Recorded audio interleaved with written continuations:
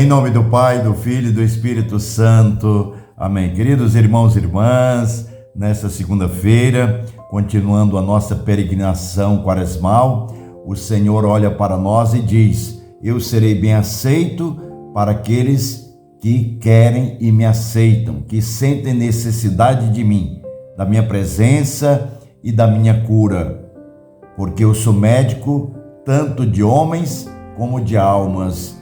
Por isso vamos ouvir o que Jesus disse para os seus próprios conterrâneos no Evangelho de hoje. Evangelho do dia, Evangelho de nosso Senhor Jesus Cristo, segundo São Lucas.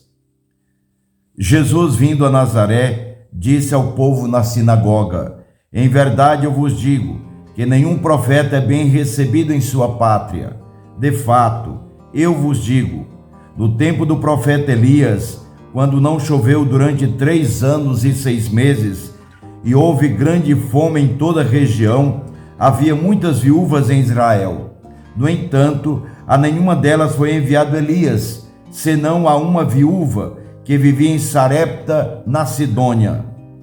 E no tempo do profeta Eliseu, havia muitos leprosos em Israel.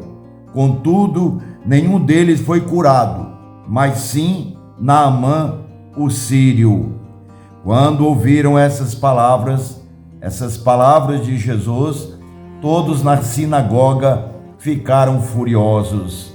Levantaram-se e o expulsaram da cidade. Levaram-no até o alto do monte sobre o qual a cidade estava construída, com a intenção de lançá-lo no precipício. Jesus, porém, passando pelo meio deles, continuou o seu caminho. Palavra da salvação. Glória a vós, Senhor. Vejam, queridos irmãos e irmãs, é claro, o Evangelho de hoje para nós. Precisamos ter necessidade para podermos acolher a graça, a presença, a força de Deus.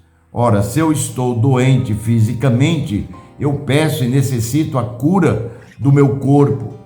Quando isso é na mente, quando eu estou sem nenhuma conexão de equilíbrio, é claro que eu preciso pedir aquele que de fato é que restabelece todas as coisas, como assim veio nos reconciliar com o Pai, dando a sua própria vida por nós, pecadores. Morreu uma pessoa boa, uma pessoa como Jesus, morreu por nós que somos pecadores.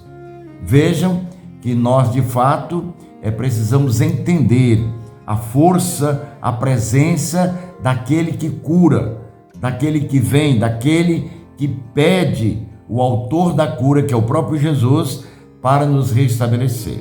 Então Jesus volta para a sua cidade, lá em Nazaré, e ele quer justamente também realizar entre seus conterrâneos aquilo que ele já havia realizando em outras cidades, em Cafarnaum e em outras cidades.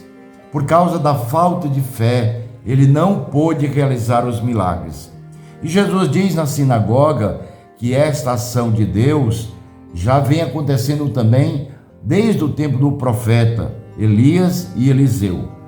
Aquela viúva, tantas viúvas, mas Elias foi levado para aquela viúva em Sarepta. Ali houve aquele grande momento, aquele acolhimento daquela viúva Elias, e que preparou para ele a última farinha com o último óleo, e assim ela foi curada. Aquela viúva, naquele período de seca, ela foi escolhida por Deus para ser um sinal de Deus. Como diz o próprio Jesus, quando não choveu durante 3 anos e 6 meses, e houve grande fome em toda a região. Vejam, Deus escolhe aquele que aceita ser o seu sinal, ser um instrumento para manifestá-lo, aquele que permanece firme, consciente, confiante. É o que nós deveremos fazer, é o que você deve fazer, querido papai e querida mamãe, com relação à sua família, com relação às suas necessidades, assim também nós. Mas não podemos esquecer Primeiro, nós devemos olhar também para a nossa cura interior, para o nosso corpo, a nossa mente e o nosso espírito.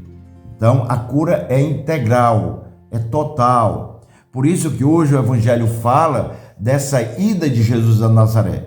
Ele quer de fato que o seu povo, seus conterrâneos, sejam beneficiados. Mas faltou algo essencial: a confiança, a fé que Jesus poderia realmente realizar os milagres que já havia realizado em Cafarnaum e em outras cidades. Mas mesmo assim, ainda curou muitos doentes. Então Jesus dá o exemplo de Elias, dá o exemplo depois aqui de Eliseu, lá daquele leproso, o sírio, Naamã, para dizer que não há barreiras, não há limites para aqueles que realmente têm fé e acreditam que para Deus nada é impossível. Então vamos nessa caminhada, vamos pedir a Deus que de fato, na pessoa do Salvador, possamos ser curados do corpo, da mente e do espírito. Não só para nós, mas para toda a nossa família.